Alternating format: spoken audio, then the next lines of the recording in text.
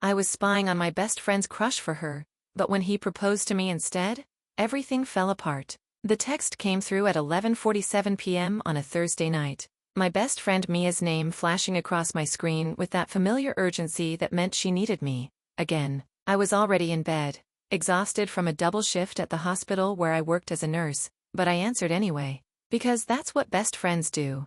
That's what we'd always done for each other since we were 14 years old. Please, she said, her voice breaking. I need you to do something for me. Something important. I could hear she'd been crying. Mia cried a lot lately. Ever since she'd become obsessed with this guy from her gym, Ethan. For 3 months, every conversation had somehow circled back to him. His smile, his laugh, the way he helped her with her form on the leg press, how he always remembered her coffee order when they ran into each other at the Starbucks next door. What do you need? I asked, sitting up in bed, already knowing I'd say yes before she even asked. That was our dynamic. Mia needed things, and I provided them. She was the dreamer, the romantic, the one who felt everything too deeply. I was the practical one, the fixer, the best friend who made things happen. I need you to follow him, she said quietly. Just for a few days. I need to know if he's seeing anyone, if he talks about me, if there's any chance. I can't do it myself because he knows me, but he's never met you. Please, Emma, I'm dying here. I need to know if I should give up or keep hoping. I should have said no. Looking back now, I can see that moment so clearly. The fork in the road where everything could have been different. But I didn't say no. I said what I always said to Mia. Of course, I'll help you. Just tell me where and when. The relief in her voice was immediate. Thank you. Thank you so much. You're the best friend anyone could ever have. You have no idea what this means to me. She gave me his schedule, gym sessions, his favorite coffee shop, the route he jogged every morning at 6 a.m. She'd memorized his entire routine like she was studying for an exam. And that's how it started. How I became a spy for my best friend's unrequited love. How I began following a complete stranger through his daily life. How everything I thought I knew about myself began to unravel. The first morning, I showed up at the park at 5:45 a.m. with my own running gear, a baseball cap pulled low. Mia had shown me dozens of photos, so I recognized Ethan immediately when he arrived at 6 on the dot. Tall, athletic build, dark hair that curled slightly at the edges, wearing expensive running shoes and wireless earbuds. I kept my distance, jogging the same trail but staying far enough back that he wouldn't notice me. Mia wanted details. Does he run alone?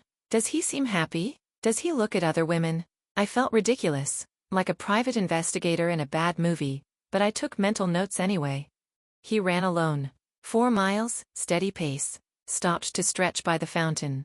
Checked his phone twice. No calls. After the run, he went home to what I discovered was a nice apartment building downtown. I texted Mia my report. She responded immediately with a dozen heart emojis and more questions.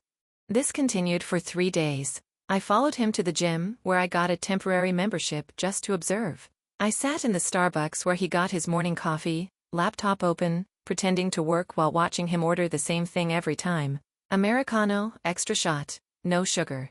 I learned he was polite to the baristas, that he always left a generous tip, that he read the news on his phone while he waited for his order. What I didn't expect was the guilt. Each day, I felt more uncomfortable with what I was doing. This man had no idea he was being watched, studied, analyzed. He was just living his life, and I was invading his privacy because my best friend was too afraid to just talk to him like a normal person. On the 4th day, something changed. I was at the gym, pretending to use the elliptical machine while Ethan did his weight routine across the room, when a woman approached him. Young, blonde, beautiful. She touched his arm. They talked. He smiled at her, that easy smile Mia had described so many times.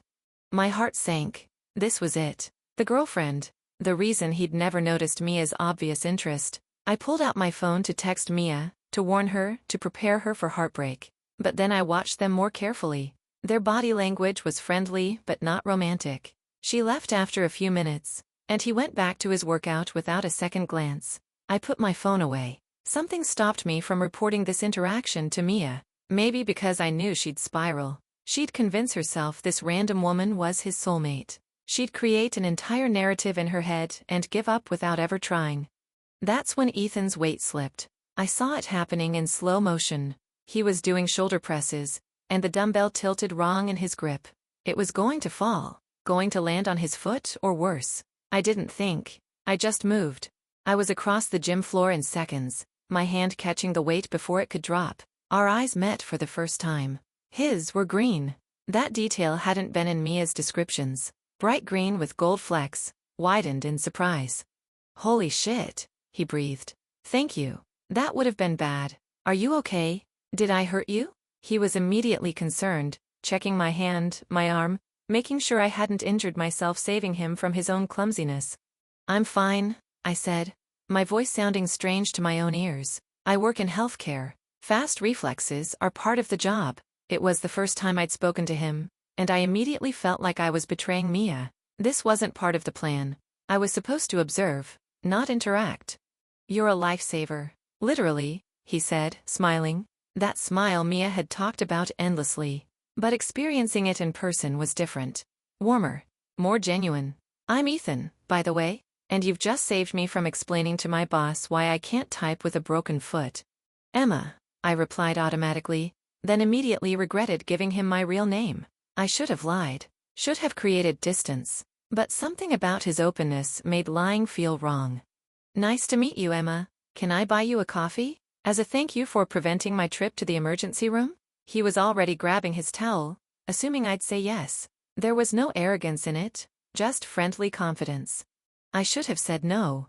Should have made an excuse and disappeared from his life. Should have remembered why I was there in the first place. But I didn't. I said yes, and everything that happened after that moment became inevitable.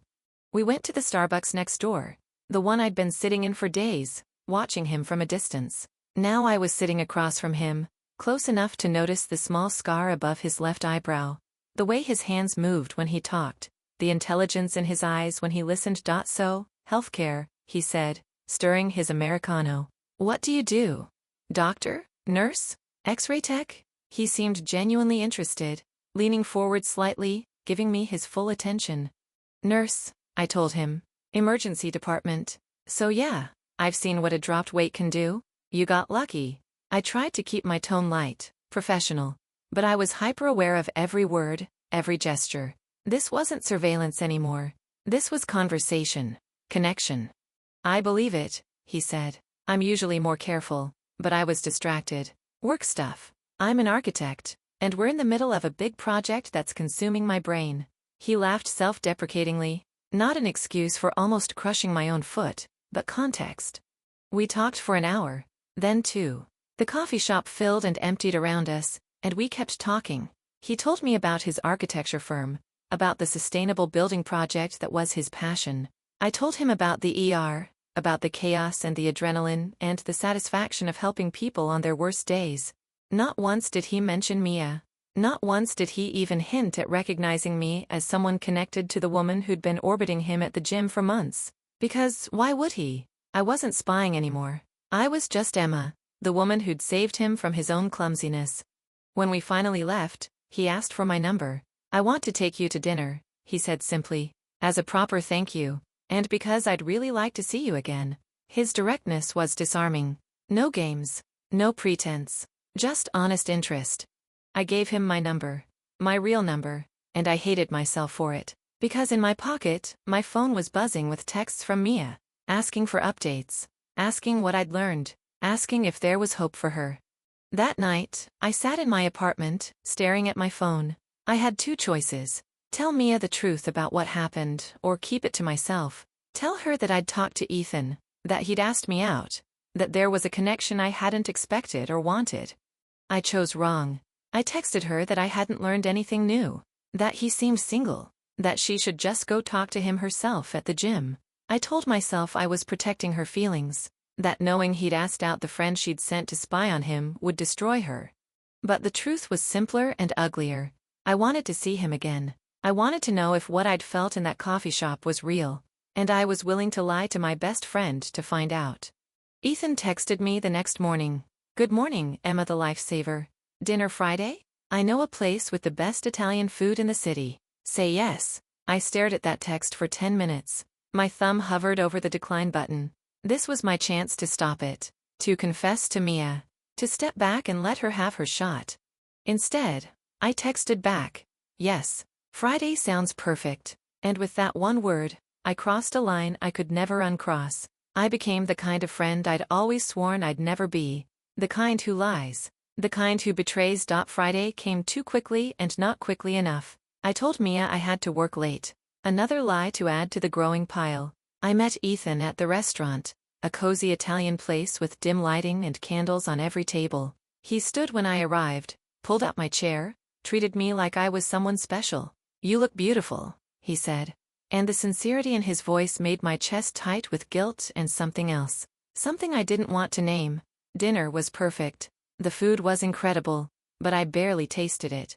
We talked about everything and nothing. He told me about growing up in Seattle, about his family, about the buildings he dreamed of designing. I told him about nursing school, about my parents' divorce when I was 12, about Mia. I mentioned her without thinking. My best friend since high school. She's the optimistic one. Believes in soulmates and destiny. I'm more practical. It was the closest I'd come to the truth. A breadcrumb trail to my betrayal. "Does she go to our gym?" he asked casually, and my heart stopped. "I think I've seen you there before, now that I think about it. There's a blonde woman who's always there when I am. Is that her?" My mouth went dry. This was it. The moment to come clean. To tell him yes, that's Mia, and she's been interested in you for months. And I'm the worst friend in the world for sitting here with you. "No," I said instead. "Different gym. She goes to the one near her apartment." The lie came so easily, it scared me. We went on a second date, then a third. Each time, I told Mia different excuses. Work, family obligations, a stomach bug. She was so consumed with her own Ethan obsession that she didn't question me too closely. She was still asking me for updates, and I was still giving her vague non-answers while dating the man she was in love with. A month passed. Ethan and I fell into an easy rhythm.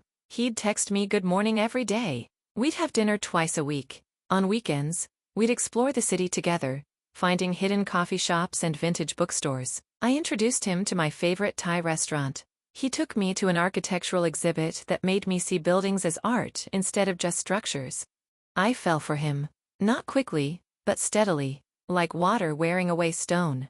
His kindness, his intelligence, the way he listened when I talked about difficult shifts at the hospital, the way he never made me feel like I had to be anything other than exactly who I was. But the guilt was eating me alive. Every time Mia called, I felt physically ill. Every time Ethan said my name with that warm affection in his voice, I thought about how I'd have to tell them both eventually, about how this couldn't continue forever.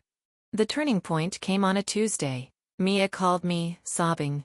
"I finally did it," she said through her tears. "I finally talked to him at the gym. I asked him if he wanted to get coffee, and he said no. He said he's seeing someone. He's been seeing someone for a month. It's serious." My entire body went cold.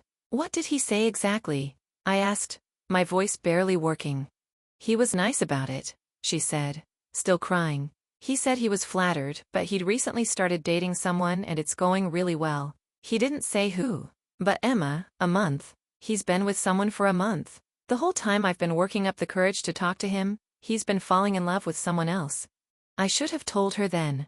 Should have confessed everything. Instead, I said the exact wrong thing. "I'm so sorry, Mia. But maybe this is for the best. Maybe you can move on now. Find someone who appreciates you." She hung up after a few more minutes of crying, and I sat on my couch, staring at nothing, realizing I'd just comforted my best friend through heartbreak I had caused. I was the someone. I was the reason her crush had rejected her, and she had no idea.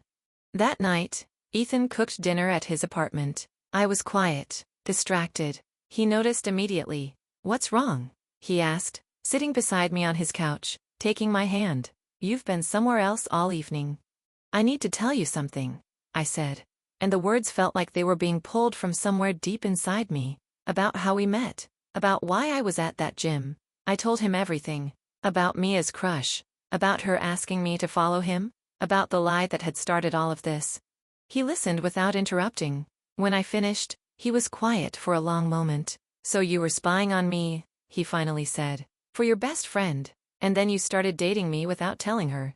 "I know how it sounds," I said, tears starting to form. "I know I should have said something from the beginning. But I didn't expect this. Didn't expect to feel what I feel. And now I don't know how to fix it without losing everything. Emma, he said gently, taking both my hands. I'm not angry about the spying thing. That's actually kind of funny in a rom-com way. But your best friend, she has feelings for me. And you never told her about us. That's not okay. You know that's not okay. I know, I whispered.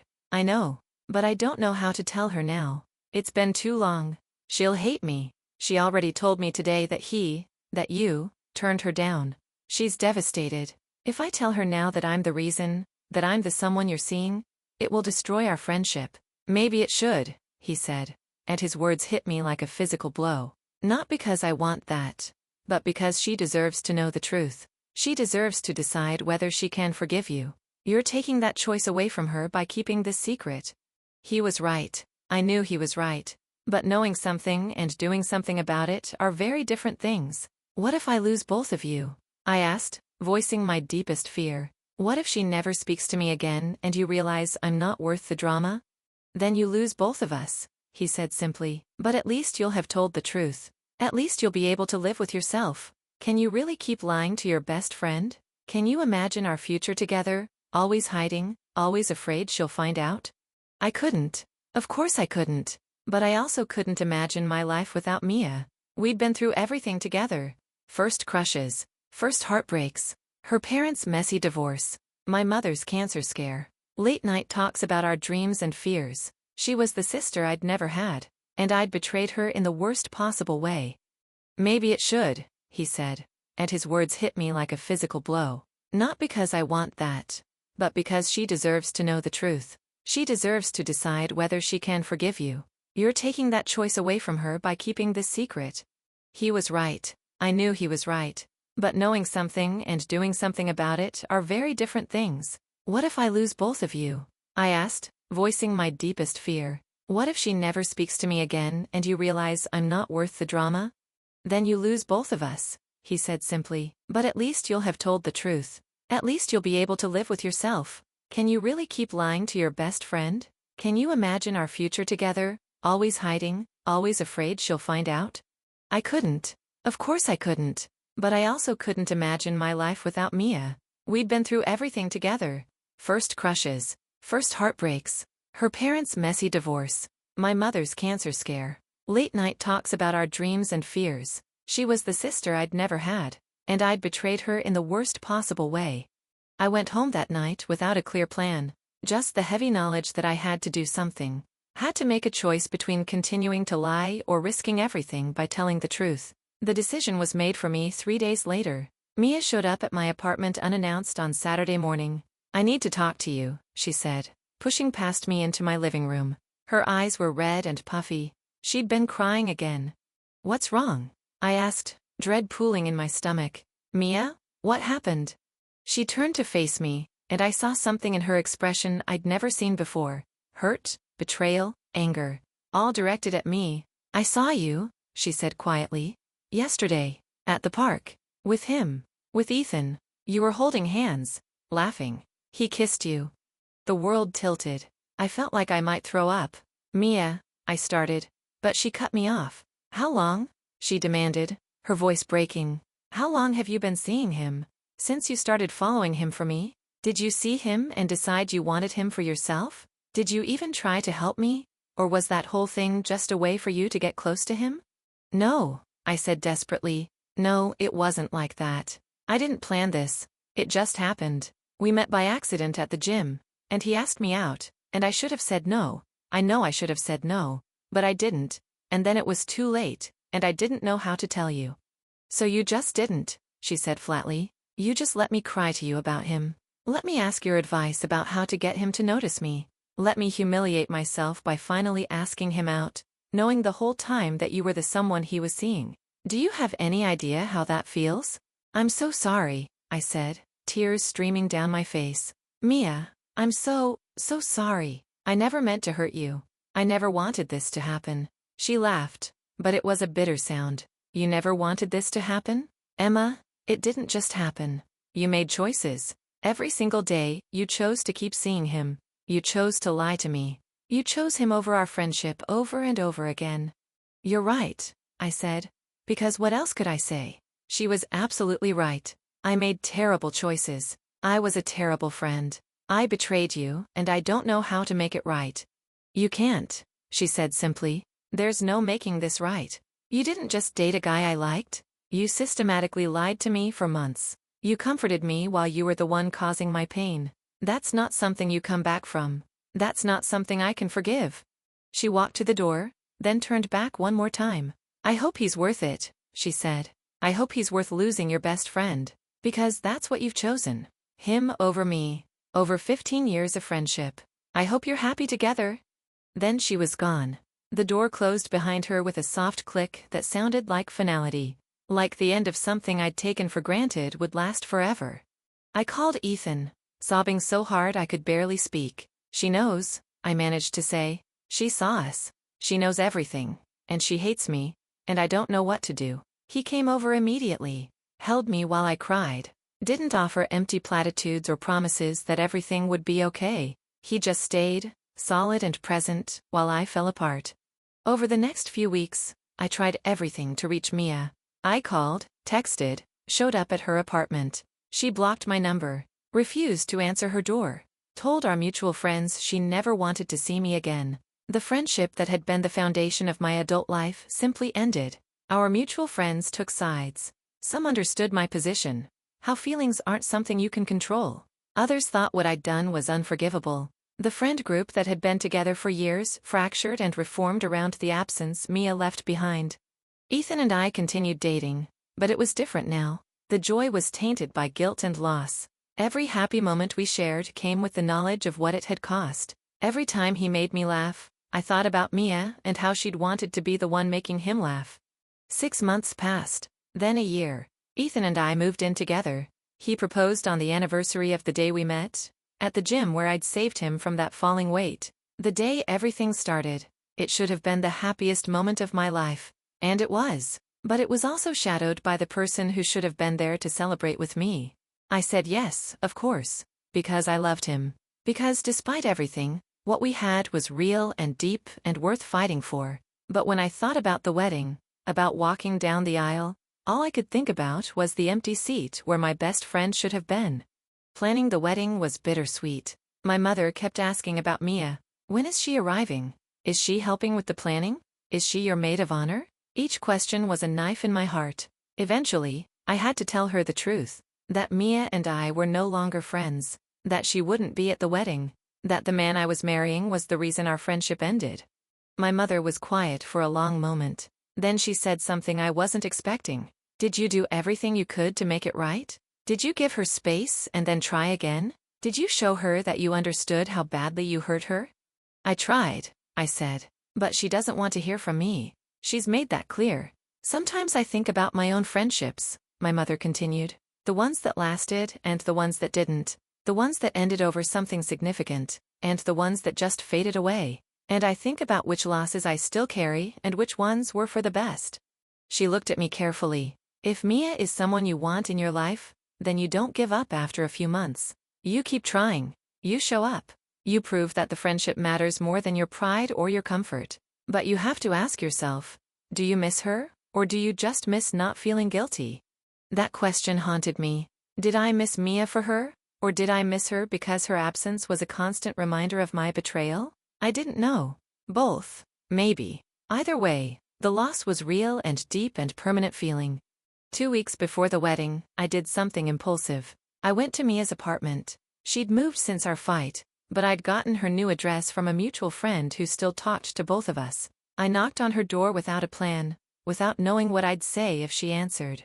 She opened the door, looked at me, looked tired and older and so familiar it made my chest ache. "What are you doing here, Emma?" She didn't sound angry. "Just weary. I'm getting married," I said. "In 2 weeks, and I know you don't want to be there. I know you probably don't care, but I needed you to know that I think about you every single day. That I'm sorry every single day. That there hasn't been a happy moment in the past year that I didn't wish I could share with you."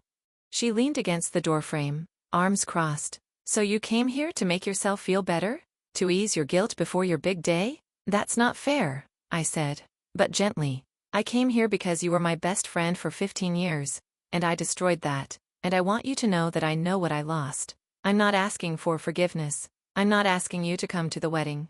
I just wanted you to know that losing you was the price I paid, and I think about that price every single day. Good, she said simply. You should. What you did was one of the worst betrayals I can imagine. You should think about it. You should carry that weight. We stood there in silence for a long moment. Then, unexpectedly, she asked, "Do you love him? Really love him? Or did you just want him because I wanted him?" "I love him," I said immediately. I didn't at first, maybe. At first, it was attraction and chemistry and the excitement of something new. But I love him now. I love who he is and how he treats me and the life we're building together. I wouldn't have destroyed our friendship for anything less. She nodded slowly. I need you to understand something, Emma. What hurt the most wasn't that he chose you. It's that you never gave me the chance to step back gracefully. You took away my agency. You made decisions about my life without including me. You treated me like a child who needed to be protected from the truth instead of a grown woman who could handle it. You're right, I said. That's exactly what I did. And I'm sorry. I should have told you immediately. I should have trusted you to handle it. I should have prioritized our friendship over my fear and selfishness. Yeah, she said. You should have. But you didn't. And now here we are. I waited, not sure if there was more, if this was closure or just another ending. Finally, she spoke again. I'm not coming to your wedding, Emma. I'm not ready for that. Maybe I never will be. But I don't hate you anymore. I did for a long time, but I don't now. I just need you to not be in my life right now. Maybe forever. I can live with that. Can you? She asked, meeting my eyes directly. Can you really live with being the person who did this? Because that's something you'll carry forever. Whether we reconcile or not, I know, I said quietly. I already am that person. I already carry it. And she was right. I would carry it forever. The knowledge that I'd betrayed someone who trusted me completely. That I'd chosen romantic love over platonic love without considering there might have been a way to honor both. The wedding was beautiful. Ethan cried when he saw me walking down the aisle. We said vows we'd written ourselves about honesty and trust and choosing each other every day. My mother was there. His family. Our friends. But in every photo, I could see the absence. The empty space where Mia should have been. At the reception, during the toasts, Ethan's best man told the story of how we met. About the falling weight and the coffee and the whirlwind romance. Everyone laughed and awed at the right moments. But I thought about Mia, and how she'd probably heard some version of this story and how much it must have hurt. That night, after the reception ended and we were alone in our hotel room, Ethan held me close. I could feel you weren't entirely there today, he said gently. You were thinking about her. I was, I admitted. I couldn't help it. She should have been there. I robbed her of the choice to be there or not by lying to her for so long. He was quiet for a moment. Do you regret choosing me? He finally asked. I thought about it. Really thought about it. No, I said. I don't regret you. I don't regret us. But I regret how we started. I regret every lie I told. I regret not being brave enough to tell the truth when it mattered. I wish I could go back and do it differently. Keep both of you somehow.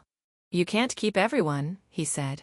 Sometimes you have to choose. Sometimes love means losing something else precious. I know. But that doesn't make the loss hurt less. 3 years have passed since the wedding. Ethan and I are happy. We bought a house, got a dog, built a life that's comfortable and warm and full of the small intimacies that make a good marriage. I still work in the ER, still save lives, still come home exhausted and fulfilled. But I think about Mia every single day. I see blondes with her hair cut and my heart jumps. I hear her favorite songs and have to change the station. I watch shows we used to watch together and wish I could text her my reactions. The friendship that shaped my entire adolescence and early adulthood exists now only in memories and lingering guilt. Sometimes I check her social media. She's blocked me, but mutual friends sometimes post photos that include her. She looks happy. She's dating someone, a guy who looks kind and genuine in the photos. She's thriving, it seems, building a life that doesn't include me. And that's okay. It has to be okay. Because this is the consequence of my choices. This is what it costs to lie to someone you love. To choose your own happiness over honesty. To believe that protecting someone from the truth is kinder than just telling them and dealing with the fallout. If I could go back to that night, to Mia's phone call asking me to spy on Ethan, I would say no. Or if I said yes, I would have told her the truth the moment something developed between us. I would have trusted her to be strong enough to handle it. I would have prioritized our friendship over my fear of her reaction. But I can't go back. None of us can. We can only move forward with the consequences of our choices and try to be better people than we were yesterday.